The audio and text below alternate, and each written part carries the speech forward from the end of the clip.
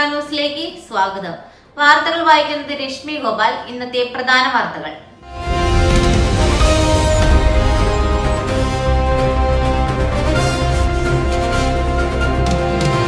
സത്യപ്രതിജ്ഞാ ചടങ്ങിന് തുടക്കം.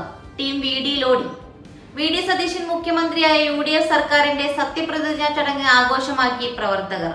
സെൻട്രൽ സ്റ്റേഡിയത്തിലേക്ക് പ്രവർത്തകരുടെ പ്രവാഹമാണ്. സ്റ്റേഡിയത്തിനുള്ളിലെ ഇരിപ്പിടങ്ങളിൽ ഭൂരിഭാഗവും രാവിലെ തന്നെ നിറഞ്ഞു. കർണാടക മുഖ്യമന്ത്രി സിദ്ധരാമയ്യ, കോൺഗ്രസ് അധ്യക്ഷൻ മല്ലികാർജുൻ ഖർഗെ, ലോക്സഭാ പ്രതിപക്ഷ നേതാവ് രാഹുൽ ഗാന്ധി, പ്രിയങ്ക ഗാന്ധി എന്നിവർ ചടങ്ങിനെത്തിയിട്ടുണ്ട്. UDF മന്ത്രിസഭാ വകുപ്പ് വിഭജനം പൂർത്തിയായത് ഇന്നലെ പാതിരാത്രിയോടെയാണ്. നിയുക്ത മുഖ്യമന്ത്രി VD സതീശൻ ധനം, നിയമം, തുറമുഖം, പൊതുഭരണം എന്നിവ കൈകാര്യം ചെയ്യും. സോന ഇരുന്നത് കാറിന്റെ പിൻസീറ്റിൽ. തീപിടുത്തമുണ്ടായതു പിന്നിൽ നിന്ന്. ആളിക്കത്തുന്ന ദുരൂഹത.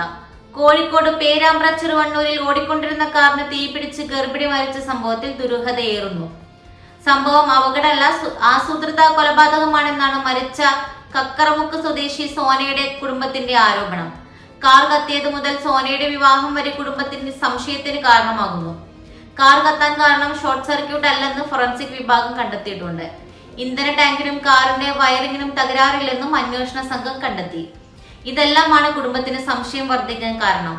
കാറിന്റെ പിൻസീറ്റിലാണ് സോനയുടെ മൃതദേഹം ഉണ്ടായിരുന്നത്. തീപിടുത്തമുണ്ടായത് കാറിന്റെ പിറകിൽ നിന്നാണെന്ന ഫോറൻസിക്കിന്റെ കണ്ടെത്തലും കുടുംബത്തിന്റെ സംശയങ്ങൾ ഇരട്ടിയാക്കുന്നു. വൻ സ്ഫോടന ശബ്ദം കേട്ടാണ് നാട്ടുകാർ കാറിന് അടുത്തേക്ക് എത്തിയത്. അപ്പോൾ കാറിന് പുറത്ത് സമീപത്തുള്ള തോട്ടിലായിരുന്നു റിജിൻ ഉണ്ടായിരുന്നത്. തീ പൂർണ്ണമായും അണച്ച ശേഷമാണ് കാറിനകത്ത് സോനയുടെ കാര്യം നാട്ടുകാരെ റിജിൻ അറിയിക്കുന്നതും. ഇതെല്ലാം സംഭവത്തിന്റെ ദുരൂഹത വർദ്ധിപ്പിക്കുന്നുണ്ട്. സമഗ്ര അന്വേഷണം ആവശ്യപ്പെട്ട് പോലീസിൽ പരാതി നൽകുവാൻ ഒരുങ്ങുകയാണ് കുടുംബം. 65% പൊള്ളലേറ്റ റിജിൻ മെഡിക്കൽ കോളേജ് ആശുപത്രിയിൽ ഗുരുതരാവസ്ഥയിലാണ്. അതിനാൽ റിജിന്റെ മൊഴിയെടുക്കാൻ പോലീസിനായിട്ടില്ല. കാറിൽ നിന്ന് സോനയുടെ ഭാഗികമായ കത്തിയ ബാഗും കുപ്പിയുടെ അടപ്പും മേപ്പയ്യൂർ പോലീസ് കണ്ടെത്തിയിട്ടുണ്ട്. കോഴിക്കോട് മിന്നലേറ്റ് ഒരു മരണം, 4 പേർക്ക് പരിക്ക്. കോഴിക്കോട് ജില്ലയിൽ കനത്ത മഴയ്ക്കൊപ്പമുണ്ടായ ഇടിമിന്നലിൽ ഒരു മരണം, 4 പേർക്ക് പരിക്കേറ്റു. മുക്കം കൂമ്പാറ മുണ്ടുമല സ്വദേശി ഇളംപുള്ളിയിൽ ജെയ്സൺ ആണ് മരിച്ചത്. മുണ്ടുമലയിലെ കോഴി ഫാമിൽ വെച്ചാണ് ഇയാൾക്ക് മിന്നലേറ്റത്. ഉടൻ മണാശ്ശേരിയിലെ സ്വകാര്യ ആശുപത്രിയിൽ എത്തിച്ചെങ്കിലും രക്ഷിക്കാനായില്ല. കൂമ്പാറയിൽ മറ്റൊരാൾക്കും മിന്നലേറ്റു. ഇയാളെ ഓമശ്ശേരിയിലെ സ്വകാര്യ ആശുപത്രിയിൽ പ്രവേശിപ്പിച്ചു. താമശ്ശേരിയിൽ 3 പേരും മിന്നലേറ്റ് പരിക്കുകളോടെ ചികിത്സ തേടി. 5ാമത് ഗർഭിണി. ഭാര്യയുടെ സ്വകാര്യ ഭാഗത്ത് ഇരുമ്പുദണ്ട് കയറ്റി ഭർത്താവ്. 23-കാരിക്ക് ദാരുണാന്ത്യം. മനുഷ്യ മനസാക്ഷിക്ക് കേട്ടു നിൽക്കാനാവാത്ത സംഭവമാണ് ഛത്തീസ്ഗഡിൽ നിന്നും പുറത്തു വരുന്നത്. ഭർത്താവിന്റെ അതിക്രൂരമായ ആക്രമണത്തിൽ പൊലിഞ്ഞത് 23-കാരിയായ ഗർഭിണിയുടെ ജീവൻ.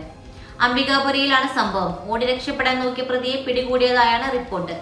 സഗാരിയ സ്വദേശി ഹീരാബായിയാണ് ഭർത്താവിന്റെ ആക്രമണത്തിൽ ദാരുണമായി കൊല്ലപ്പെട്ടത്.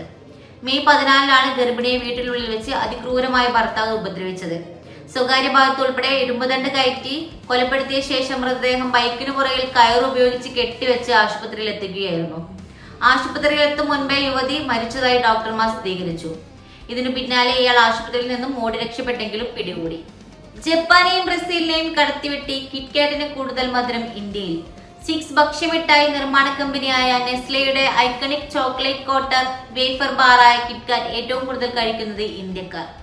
കിറ്റ്കാറ്റിന്റെ ആഗോളതലത്തിലെ ഏറ്റവും വലിയ വിപണിയാണ് ഇപ്പോൾ ഇന്ത്യ. കഴിഞ്ഞ 2-3 വർഷമായി 2ാമത്തെ വലിയ വിപണിയായിരുന്നു.